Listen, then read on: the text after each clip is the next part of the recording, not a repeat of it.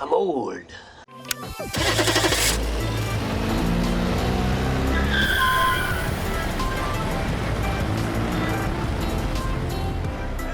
We've heard them uttered by our old folks when they chatted with friends and swapped chismis.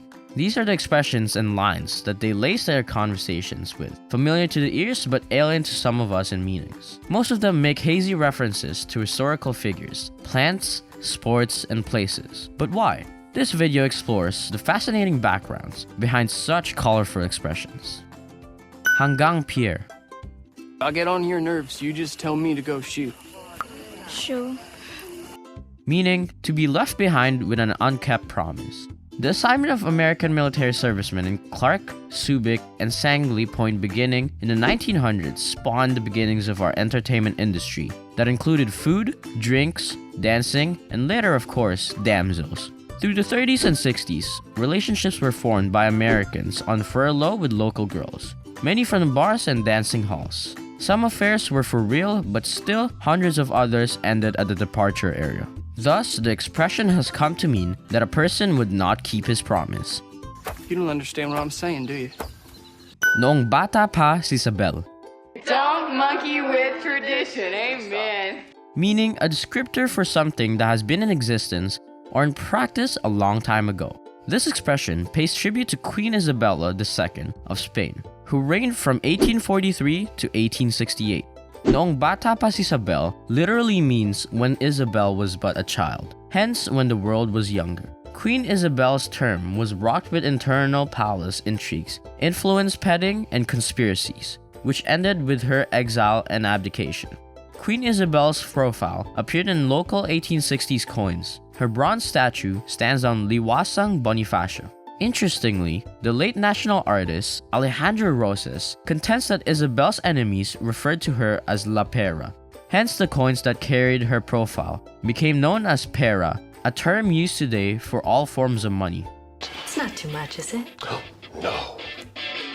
Agua de Pataranta, I am so drunk. meaning euphemism for hard liquor. Medicinal waters sold by boticas and pharmacists in the 1920s and 1930s still carried Spanish brand names. For example, Botica Boy, listed in its stock water-based remedies like Agua Fenisada, Agua de Batata, Agua Boricada, and Agua de Carabana. A drinking man's bottle was disguised as medicine too. Agua de Pataranta, liquor strong enough to addle his brains and put him in a confused stupor or taranta. It's so tasty, too. Mabilis pa sa alas Kwatro, You don't really believe he can run that fast, do you? meaning to leave in a mad rush. In Lawton, at the foot of the Quezon Bridge, once stood the imposing insular ice plant with its 10th floor chimney. It was equipped with a loud siren that was sounded off 3 times in a day to indicate the start of work at 7 a.m., lunch at break 12 noon, and dismissal of workers at 4 p.m. At the last siren signal, insular workers would prepare for home by heading towards the exit gates, where they fell in line to log out. There was so much anticipation for the dismissal line that the workers dashed out in a rush to be at the head of the line first, faster than the 4 p.m. siren. Pick up the pace! Come on! No! Pull back! Pull back! Tapos na ang boksing. Meaning it is finished, it is doomed, and it's done.